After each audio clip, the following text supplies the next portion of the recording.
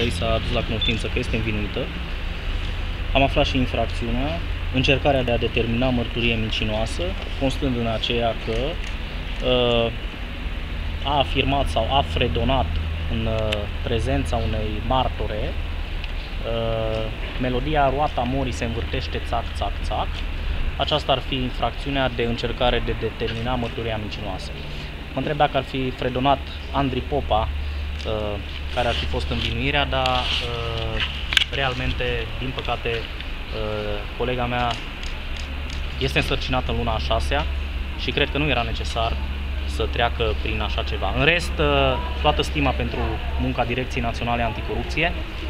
Sunt oameni care într-adevăr fac treabă bună aici, felicitări, dar iată că mai sunt și astfel de cazuri care din punctul meu de vedere nu ar trebui să se întâmple.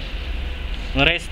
Dar în ce fel ar fi putut determina mărturia mincinoasă că fredonă melodia? Nu mi s-a spus, păi, nu știu, poate nu-i plăcea denunțătoare melodia, avea alte gusturi muzicale, n-am de unde să știu, trebuie să o întrebați pe dumneei sau nouă alte explicații nu ni s-au dat.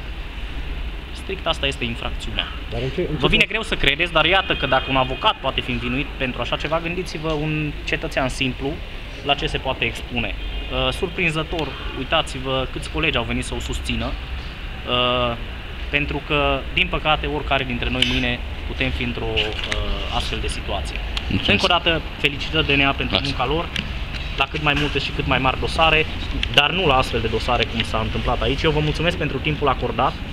Să știți că acel subiect pe care vi l-am spus cu privire la libertatea de exprimare, chiar dacă credeți sau nu, vă privește pe fiecare dintre dumneavoastră și cred că realmente, dacă va rămâne așa articolul 276 cod penal, fiecare dintre dumneavoastră după 1 februarie, fiecăruia dintre dumneavoastră vă va fi frică să scrieți, să relatați anumite evenimente, pentru că oricând veți fi pasibil de a fi subiect activ al infracțiunii de presiune asupra justiției. Vă mulțumesc